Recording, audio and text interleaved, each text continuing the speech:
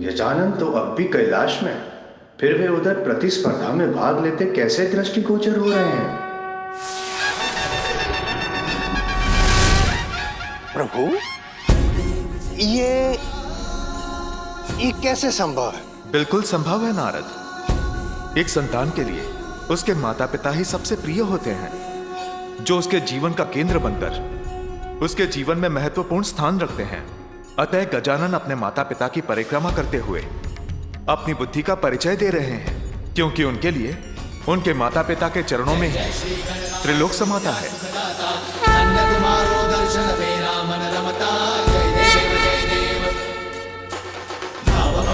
कोई शरणागत आवे, सन्नत संपद सब ही भरपूर पावे।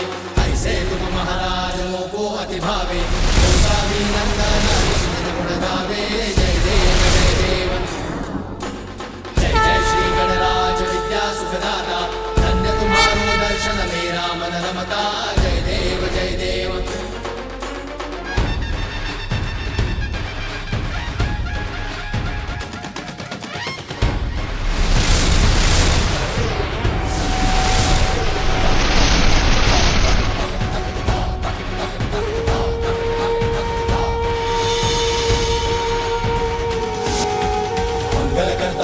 श्री मंगल मूर्ति, जन जन पूजे होती कामना पूर्ति।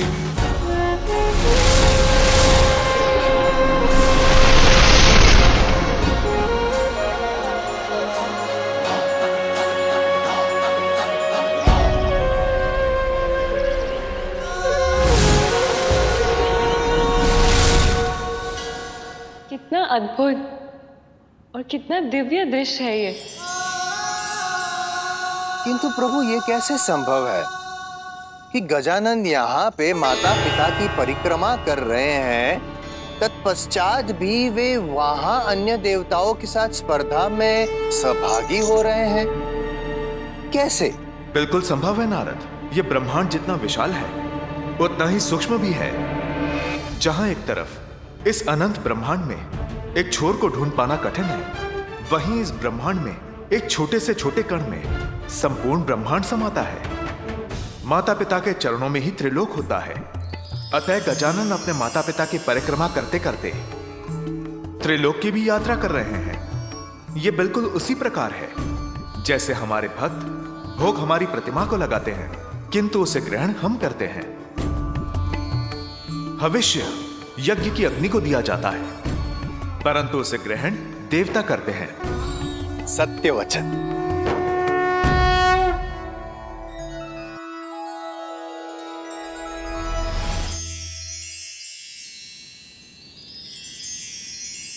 अद्भुत। नारद आश्चर्यचकित। वहां सभी देवता पृथ्वी और पाताल के तीर्थ यात्रा करने की होड़ में लगे हुए हैं, और यहाँ गजानन मात्र अपने माता पिता की परिक्रमा करके ये कठिन कार्य पूर्ण कर रहे हैं। नारायण नारायण। देवर्षि नारद, अब समय आ गया है जब गजानन की बुद्धि और चतुराई की इस अद्भुत लीला का दर्शन संपूर्ण संसार करेगा।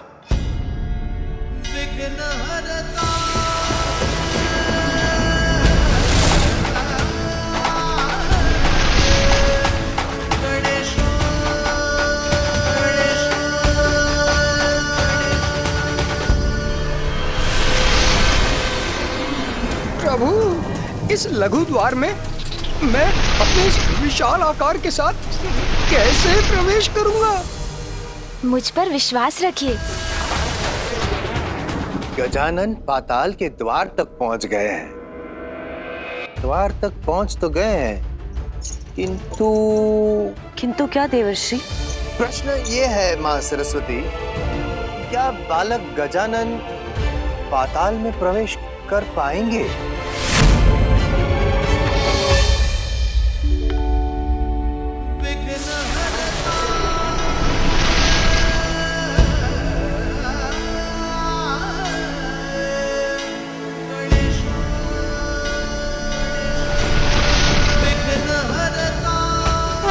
युक्ति लगाई जाए तो कोई भी कार्य असंभव नहीं होता मूषक जी।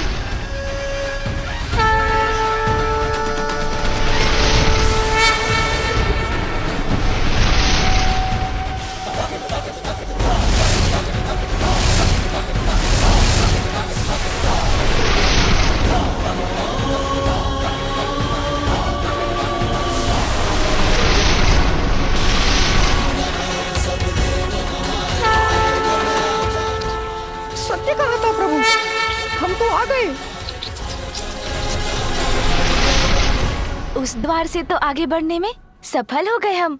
हाँ प्रभु, अब आगे बढ़ते हैं।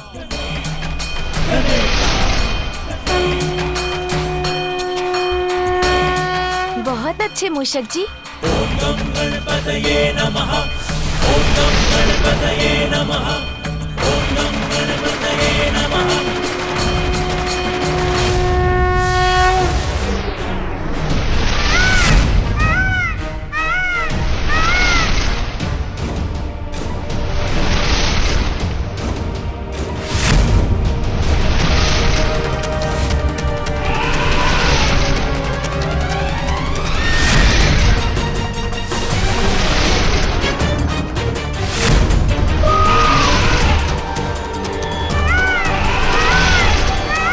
कुमार कार्तिकेय, पाताल का मार्ग दिखाने के लिए धन्यवाद, किंतु अब मैं आपको पीछे छोड़ दूंगा।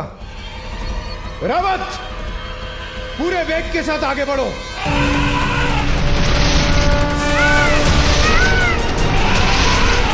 देवराज, यदि मुझे पराजित करना चाहते हैं तो अपना ध्यान मुझ पर नहीं, आगे के मार्ग पर रखिए।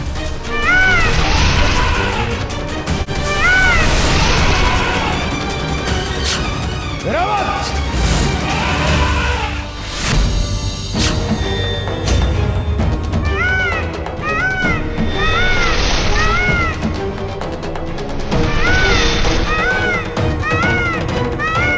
राजा बलि का सूतल लोक।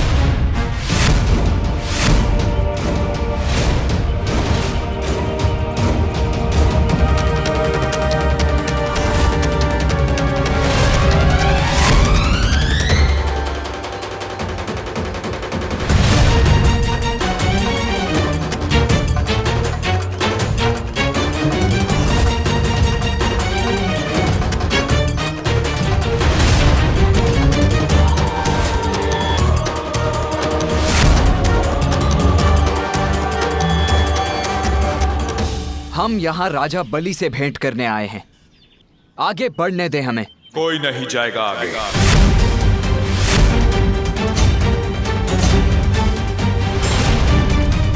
हम देवगण यहाँ कैलाश से आ रहे हैं और तुम हमें रोकने का दुस्साहस कर रहे हो।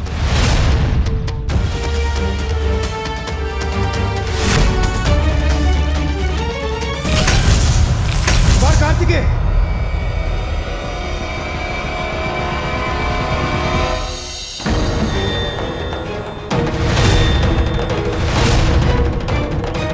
हम देवताओं को रोकने का दुस्साहस कैसे किया? ये तो कोई असुर प्रतीत होता है, मुझे इसे अपने मार्ग से हटाना ही होगा।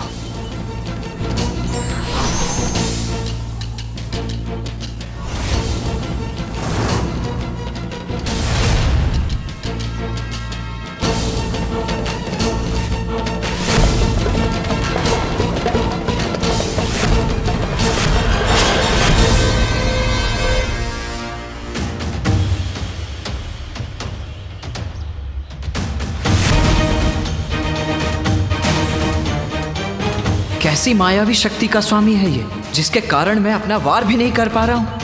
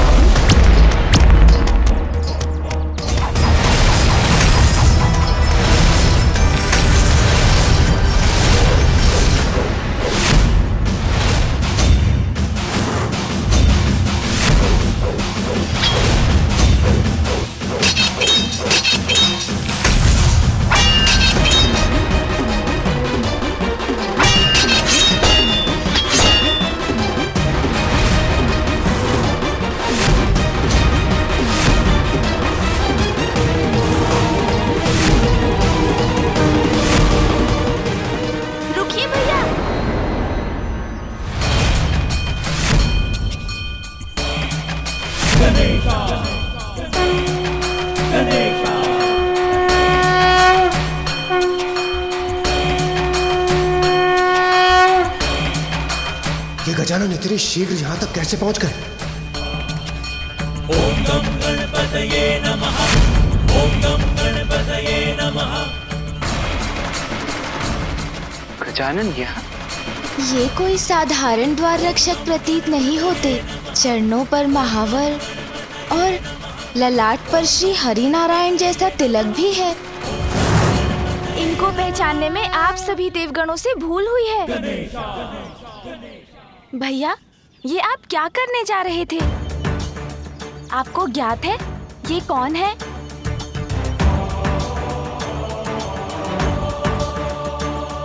स्वयं मामा जी श्री हरि नारायण है ये।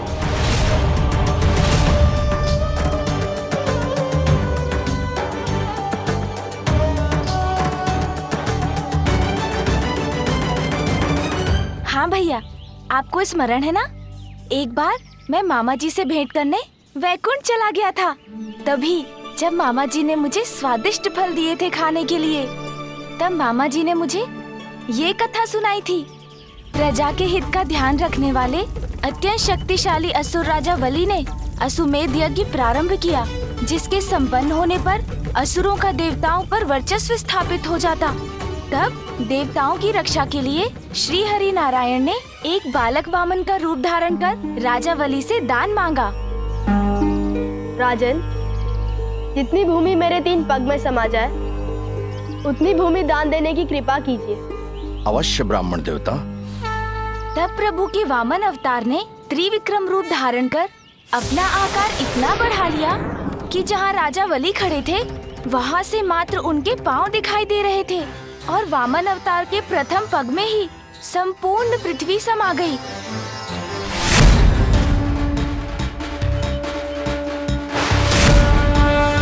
उनके दूसरे पग में अन्य सभी लोग आ गए।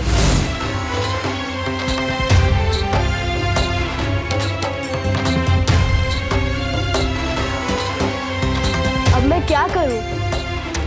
मेरे तीसरे पग के लिए कुछ भी शेष नहीं रहा। अपना तीसरा पग कहाँ रखूं मैं? और इस प्रकार राजा वली, जिन्होंने अपना कोई वचन कभी भंग नहीं किया था, प्रभु के वामन अवतार के समक्ष झुक गए और उनके तीसरे पग के लिए अपना शीश ही बढ़ा दिया।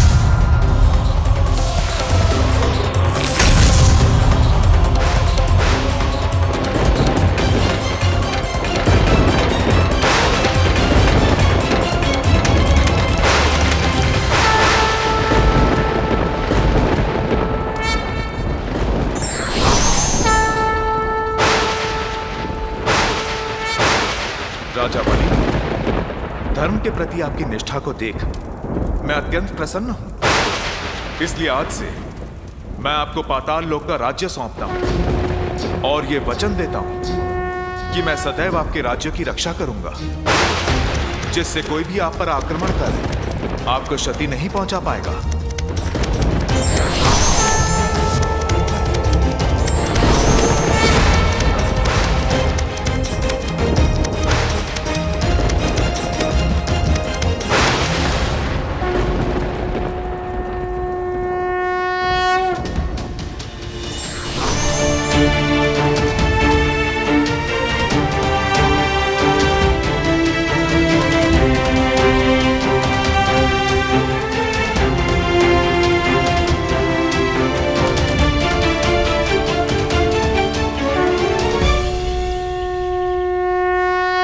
मुझे क्षमा कर दीजिए, मुझे नहीं ज्ञात था कि आप स्वयं श्री हरि नारायण हैं। प्रभु, हमारा निवेदन स्वीकार कर क्या आप हमें भीतर जाने की अनुमति देंगे? मैंने कहा ना, कोई भीतर नहीं जा सकता।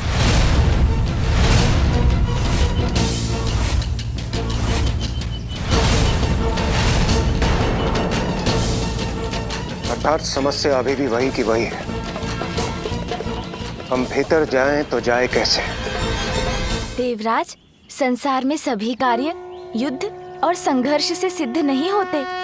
कभी कभी प्रार्थना भी सफलता दिला देती है।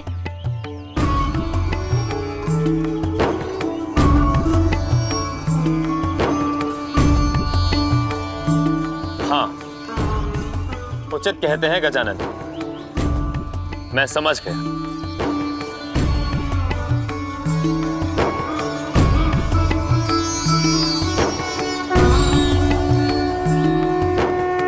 अतुलित सौंदर्य के धनी हैं आप, शक्तिशाली, मनोहर, रमणीय। आपको अपने भक्त से इतना प्रेम है प्रभु कि आप यहाँ स्वयं उनकी रक्षा के लिए पाताल लोक में स्थित हैं। मैं भी आपका परम भक्त हूं प्रभु। आपको तो ज्ञात है कि मैं यहां किस प्रयोजन से आया हूं, इसलिए मुझे यहां से आगे बढ़ने की अनुमति दीजिए प्रभु।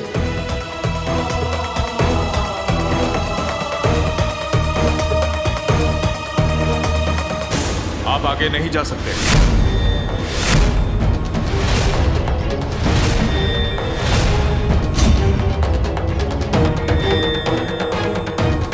आपकी युक्ति तो असफल हो गई गजानन। वरुण देव ने तो मेरी युक्ति समझी ही नहीं, तो वो सफल कैसे होती? प्रहरी अपनी प्रार्थना से नहीं, अपने स्वामी की प्रार्थना से प्रसन्न होता है।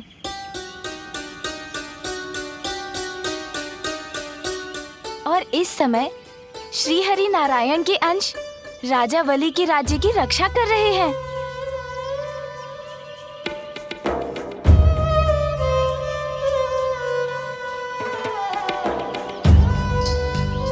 असुर होने पर भी वेद में भी जिन्होंने अटूट निष्ठा रखी, जो सदा दयालु और दानवीर रहे, जिन्होंने स्वयं भगवान को दान देने का सौभाग्य प्राप्त किया, दान देते समय जिनके हाथ ऊपर रहे और भगवान के हाथ दान स्वीकार करने के लिए नीचे हो गए। ये इतना दिव्य मधुर स्वर किसका है?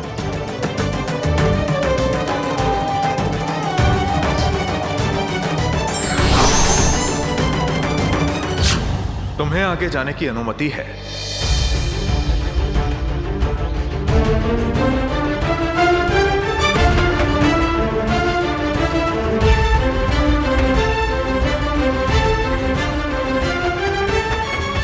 धन्यवाद मामा जी।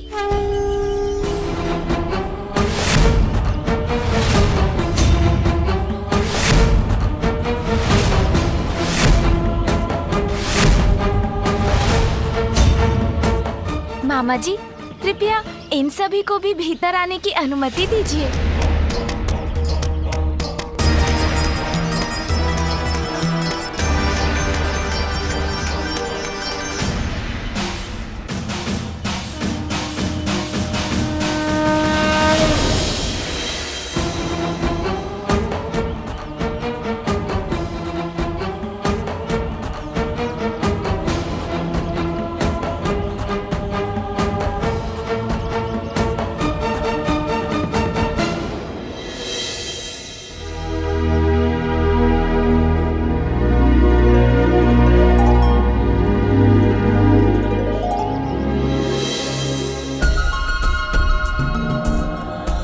गजानन, मैं प्रतियोगिता के प्रारंभ स्थान पर छोड़कर आया था, फिर इतनी शीघ्र तुम यहाँ कैसे पहुंच गए? अहो भाग्य मेरा, जो मुझे इतना बड़ा सौभाग्य प्राप्त हुआ।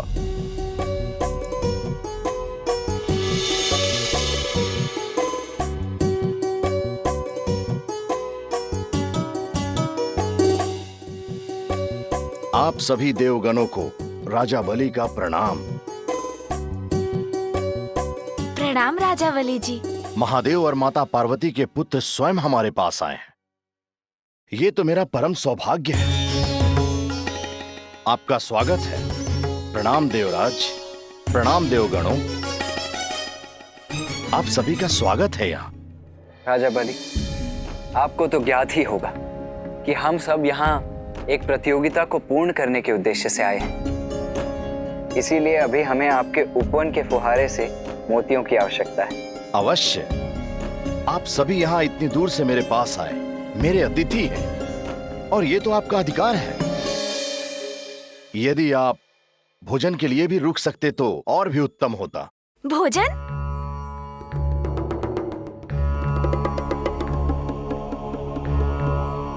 भोजन पर आपका निमंत्रण पाकर हमें अत्यंत ही आनंद आता, किंतु अभी हमें शीघ्र ही निकलना होगा। उसके लिए मैं क्षमा प्रार्थी हूँ। हाँ राजा बाली, इससे पूर्व की विलंब हो जाए, हमें यहाँ से प्रस्थान करना होगा। सर्वप्रथम ये तो राजा बलि की उदारता है कि उन्होंने हमें अपने भवन में प्रवेश करने दिया। अब वो हमें सादर भोजन के लिए आमंत्रित कर रहे हैं, जिस आमंत्रण को अस्वीकार करना उनके आतिथ्य का अपमान होगा। अति उत्तम, मैं इस निर्णय से अत्यंत आनंदित हूँ। किंतु ये तो बताइए कि भोजन में आपने क्या पकवान तैयार करवाया है? जो आप खाना चाहें। आनंद आएगा। आइए देवराज, आइए देवगणों।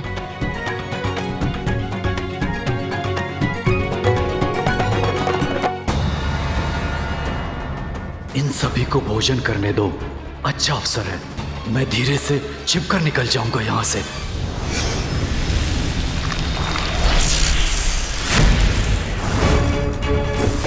बलि ने सदा मेरे आदेश की अवहेलना की। मैंने उसे देवताओं से सावधान रहने को कहा। आज भी उन्हीं का साथ देकर सहायता कर रहा है।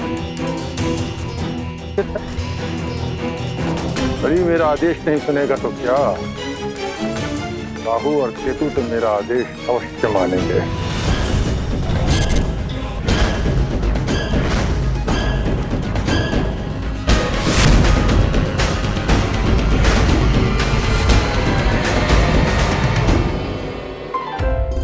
लीजिए देवराज, भोजन ग्रहण कीजिए।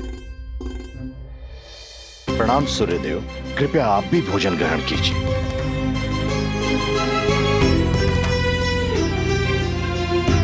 अच्छा अवसर प्राप्त हुआ है भोजन का। भ्राता गजानन, अब यहाँ अधिक समय मत लगाना। शीघ्र भोजन करो, फिर यहाँ के उपवन से मोती बटोर कर हमें आगे बढ़ना है, ठीक है?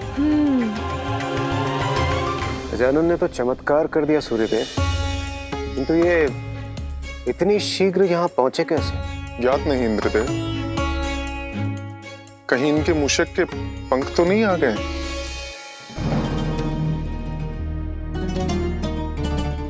अन्य सभी के पूर्व भोजन समाप्त कर लेता हूं।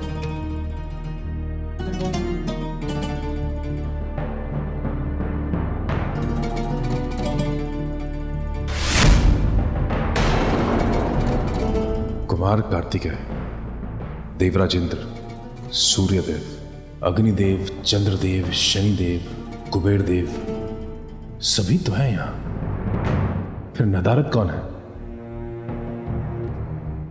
यमराज। क्या हुआ वायुदेव, आप इतने स्तब्ध क्यों लग रहे हैं? कुछ नहीं देवराज, कुछ नहीं हुआ, आप भोजन कीजिए।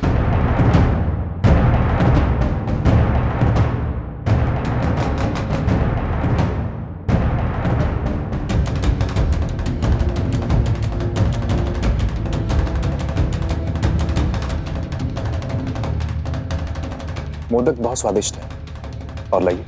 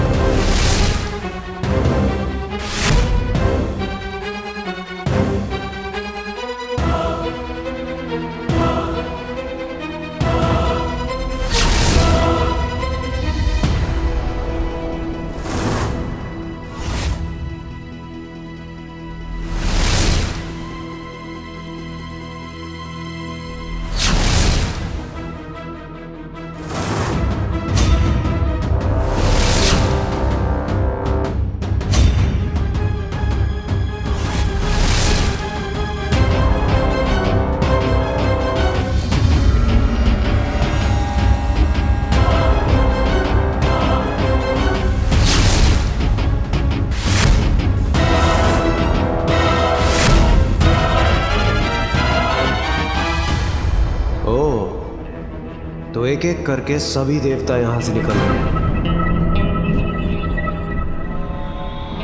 गजानन, बस बहुत हो, चलो अब हमें जाना चाहिए। भोजन छोड़कर भैया, किंतु उससे तो अनिष्ट होता है। गजानन, मैं अपना भोजन समाप्त कर चुका हूँ, तुम भी करो और शीघ्र चलो यहाँ से। किंतु मैंने तो अभी भोजन प्रारंभ भी नहीं किया। भैया, मुझे माँ ने सीख दी थी कि हमें अन्न का अनादर नहीं करना चाहिए, हमें सदा अन्न का आदर करना चाहिए। मैं भोजन का निरादर कभी नहीं करूँगा। आपको आगे जाना है तो जाइए, मैं फिर आगे पहुँच जाऊँगा। क्या हुआ देवराज इंद्र? प्रतीत होता है आपको भोजन उचित नहीं लगा। भोजन तो अति उत्तम है, किंतु मुझे यहाँ से प्रस्थान करना होगा। कृपया मुझे अनुमति दीजिए। जैसा आपको उचित लगे। आपका बहुत बहुत धन्यवाद। प्रणाम।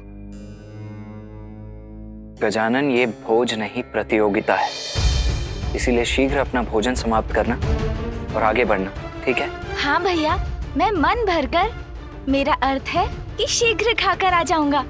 उचित है, किंतु हाँ, राजा बलि के उपवन से दिव्य मोती लेना मत भूल जाना।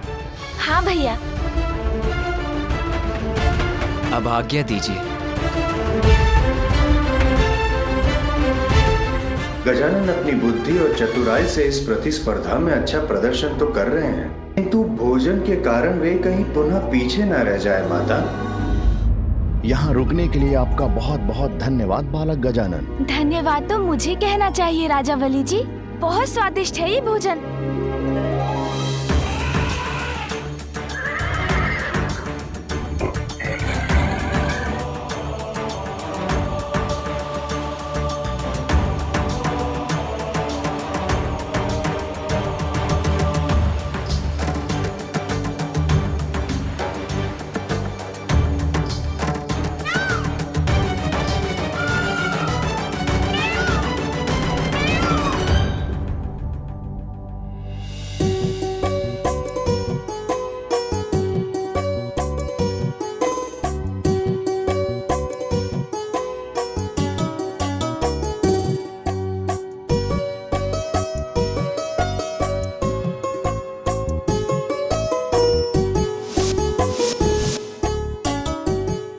सभी देवगण प्रतिस्पर्धा में प्रथम आने की होड़ में भोजन त्याग कर चले गए, किंतु गजानन मेरा मान रखकर हृदय से मेरा आतिथ्य स्वीकार कर रहे हैं। धन्य हो आप गजानन।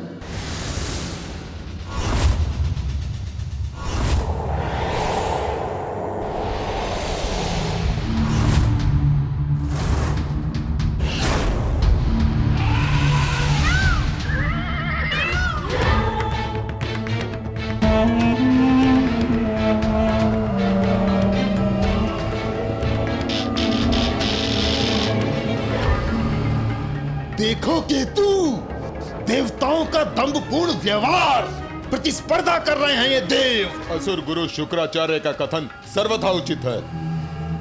तुमने अमृत चुराया, जिसके फलस्वरूप नारायण ने तुम्हारा शीश तुम्हारे धड़ से अलग कर दिया। राहु केतु बन गए हम, 9 ग्रहों का भाग बन गए हम। अमृत पान करने के कारण देवता भी बनाए गए, किंतु देवताओं की तरह मान सम्मान नहीं मिला हमें। यदि हमें भी देवता मानते ये देव, तो हमें भी इस प्रतियोगिता में भाग लेने के लिए बुलाया जाता। गुरु शुक्राचार्य उचित हैं, ये अपमान है हमारा, किंतु अब हम इन देवताओं को भी ये प्रतिस्पर्धा संपन्न नहीं करने देंगे। उचित कहते हो तुम राहु। इस समय सभी देव प्रतियोगिता में मग्न हैं, इससे उचित अवसर भी हमें नहीं मिलेगा।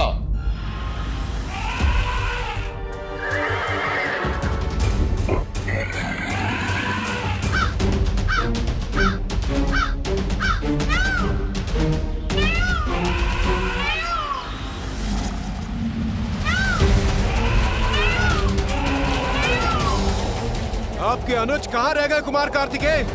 वैसे उनका राजा बलि के सुथल लोक पहुंचना ही बहुत बड़े आश्चर्य की बात थी। हाँ देवराज, इस यात्रा के बाद तो उनका वाहन मूषक अब 1 वर्ष तक विश्राम के लिए निद्रा में लीन रहेगा। आप दोनों गजानन की चिंता त्याग कर प्रतियोगिता में अपने स्थान की चिंता क्यों नहीं करते?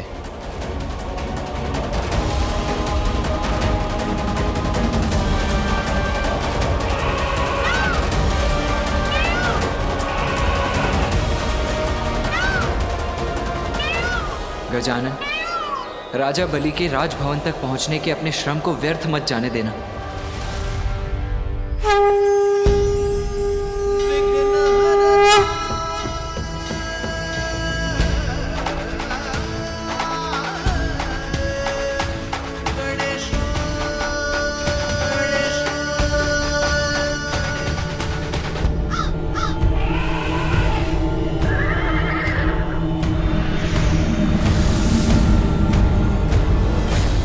सभी देवता जो हैं वो पाताल लोक में राजा बलि के सूतल लोक के दर्शन तो कर चुके और अब नागलोक की ओर प्रयाण कर रहे हैं, नागलोक तक पहुंच भी गए हैं।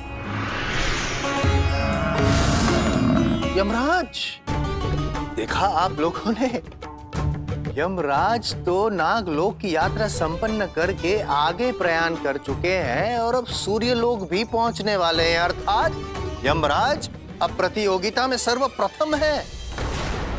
सूर्यलोक? कितने आनंद की बात है। सूर्यलोक में सूर्यदेव पीछे और मैं यम सबसे आगे। और अन्य सभी देवता पीछे हैं और गजानन तो। धन्यवाद बालक गजानन। क्षमा करें मां पार्वती, किंतु गजानन के अतिरिक्त समस्त देवता प्रतियोगिता में आगे बढ़ चुके हैं।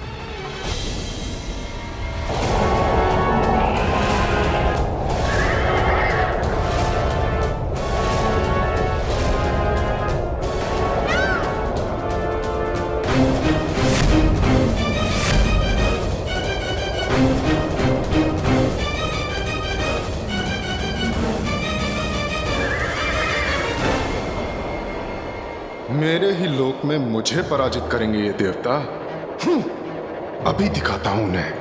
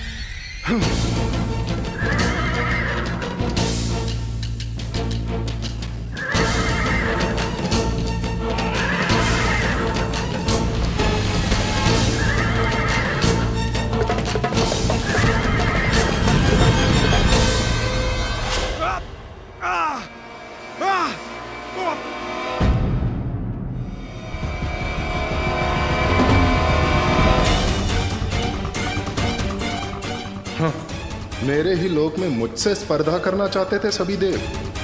अब देखता हूं कि कौन मुझसे आगे बढ़ पाता है।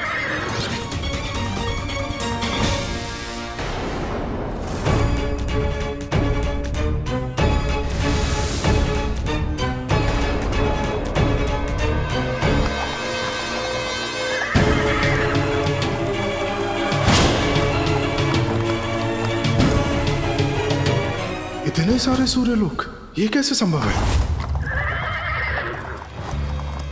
मेरे लोक के अनेकों प्रतिरूप कहां से उत्पन्न हो गए?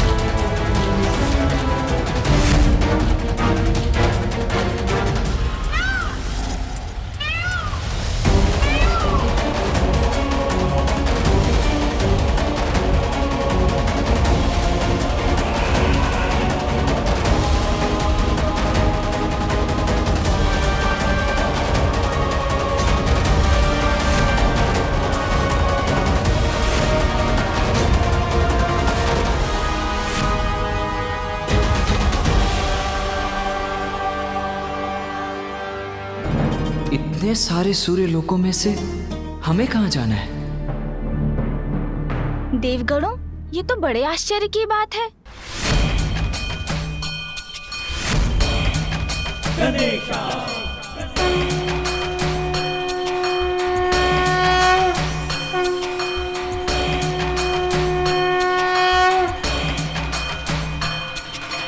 ओम गम गणपतये नमः। ओम गम गणपतये नमः। ओम गम गणपतये नमः। ओम गम गणपतये नमः। ओम गम गणपतये नमः। ओम गम गणपतये नमः। ये गजानन इतनी शीघ्र यहाँ कैसे आ गए? सूर्यदेव तो एक हैं, तो ये अनेक सूर्य लोग कहाँ से प्रकट हो गए?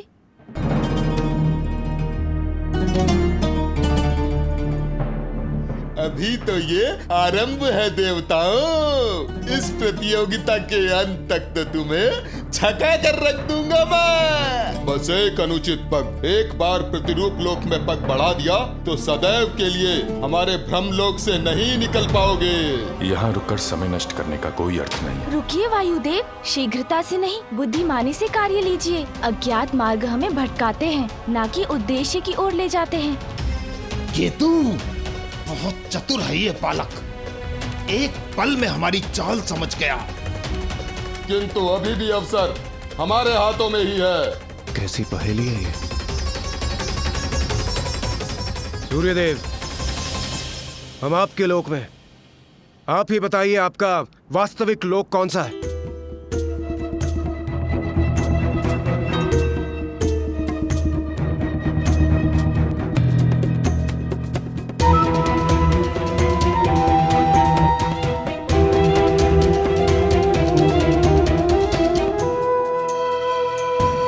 कौन सा है मेरा लोक? कौन सा है? मुझे भी ज्ञात नहीं।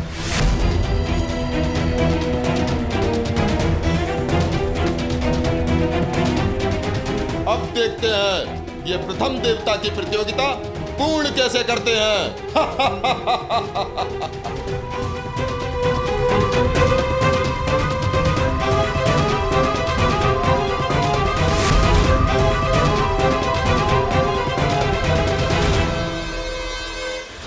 आनंद तो आ रहा है ना तुम्हें?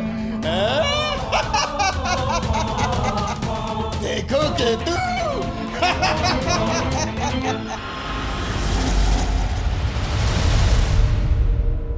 12 आदित्य तो सुने थे, किंतु असंख्य आदित्य, वो भी एक साथ। आश्चर्य।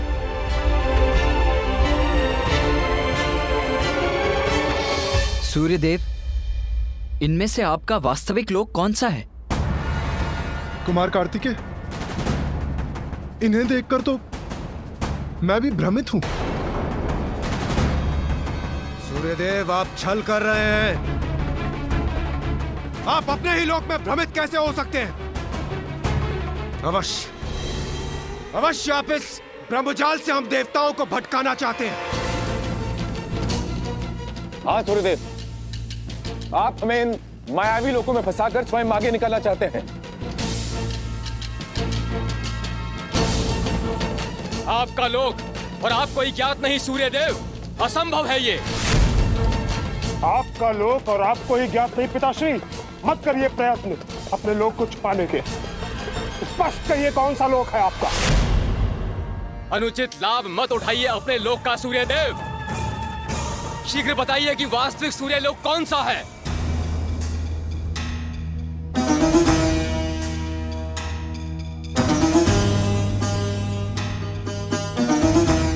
नियमित गति तो मेरे जीवन का आधार है। नीति और नियमों का सम्मान मेरे लिए सर्वोपरि है। और आप लोग मुझ पर नीति भंग करने का आरोप लगा रहे हैं। और इंद्रदेव, नीति का उल्लंघन तो आपने किया था जब अपनी गति से नहीं, अभी तू अपनी विद्युत शक्ति की सहायता से आप मुझसे आगे निकले थे। सूर्यदेव!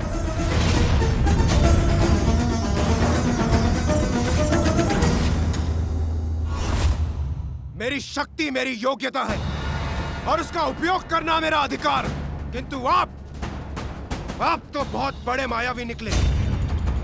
अपनी माया से पूरा ब्रह्मजाल रच दिया है आपने। ये देवताओं की प्रवृत्ति नहीं है सूर्यदेव। ये अनुचित है सूर्यदेव, नीति धर्म के विरुद्ध है। भंग कीजिए माया और हमें आगे बढ़ने दीजिए। आनंद! देखो केतु, अपार आनंद आ रहा है मुझे इन देवताओं को आपस में भिड़ता देखकर। ये अनुचित है सूर्यदेव। हाँ, नीति धर्म के विरुद्ध है। अनुचित लाभ मत उठाइए सूर्यदेव अपने लोक का। आप सभी एक दूसरे पर ही आरोपों के बाण क्यों चला रहे हैं?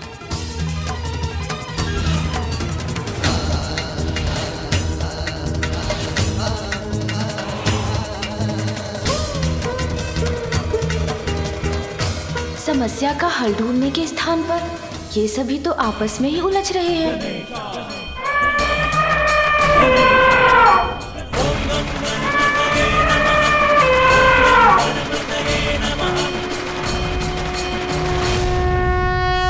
इस प्रकार अपना बहुमूल्य समय क्यों गंवा रहे हैं आप सभी? हमें आपस में भिड़ने के स्थान पर मिलकर इस समस्या का समाधान ढूंढना चाहिए। समस्या तो सूर्यदेव ने उत्पन्न की है गजानन। अपने ही लोक को पहचानने में असमर्थ बताते हैं अपने आप को। अब आप ही बताइए, हम देवता करें तो क्या करें? तनिक विचार कीजिए देवराज। जो दूसरों को उलझाता है वो स्वयं नहीं उलझना चाहता। यदि ये कार्य वास्तव में सूर्यदेव द्वारा किया गया होता तो वे क्या हमें छोड़कर आगे नहीं बढ़ गए होते? किंतु वे तो अभी भी हमारे साथ यहीं पे हैं। सत्य कहा गजानन ने। इसका अर्थ ये है कि इस भ्रम जाल की रचना तो किसी और ने ही की है। किंतु गजानन, समस्या तो अभी भी वहीं की वहीं है। इन अनेकों सूर्यलोकों में से वास्तविक सूर्यलोक को पहचानकर हम आगे कैसे बढ़ें? इन अनेकों सूर्यलोक में वास्तविक तो एक ही है। असत्य अनेक रूप धरता है, किंतु उनके पीछे छुपा सत्य तो एक ही होता है। सूर्यलोक अनेक दिखाई दे सकते हैं, किंतु माता देवी संज्ञा तो एक ही होंगी। धन्य है आपकी बुद्धि गजानन। हाँ, मेरी पत्नी तो एक ही होगी। कितनी उत्तम युक्ति ढूंढी है आपने।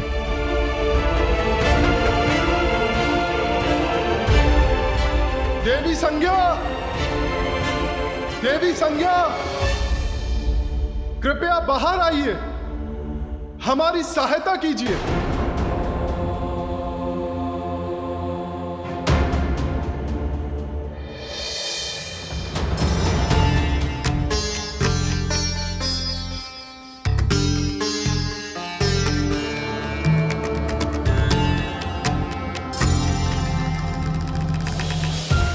सभी देवता यहाँ? देवी संज्ञा,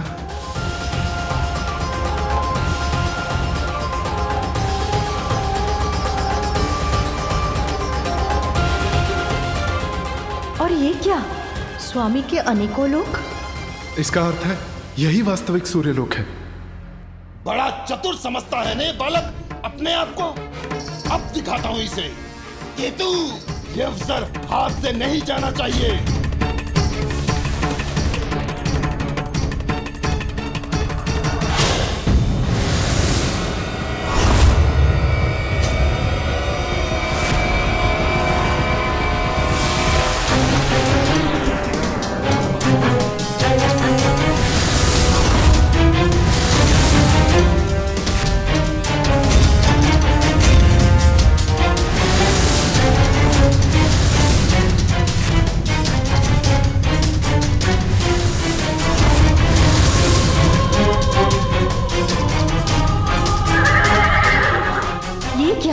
इतने सारे सूर्यलोक और ये इतनी स्त्रियां मेरे ही प्रतिरूप में कौन है? अरे ये कैसे संभव है?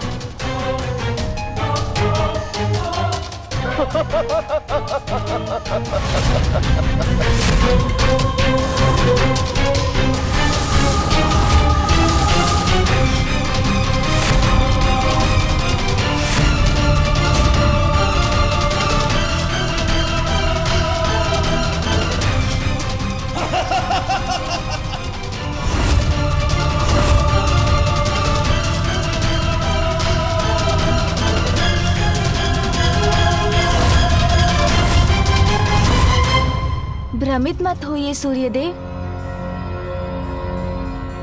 जो सर्वप्रथम अपने लोक से बाहर आई थी वही वास्तविक माता संज्ञा है।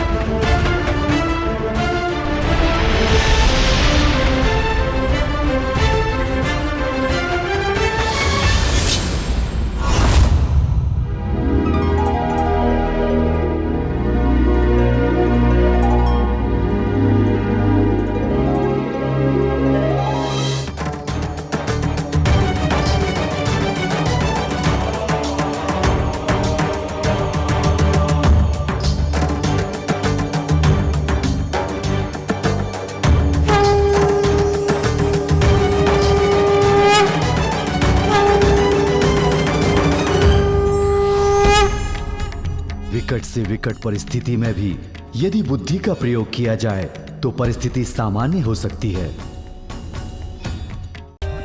For more updates, subscribe to our channel, click the show links and enjoy watching the videos.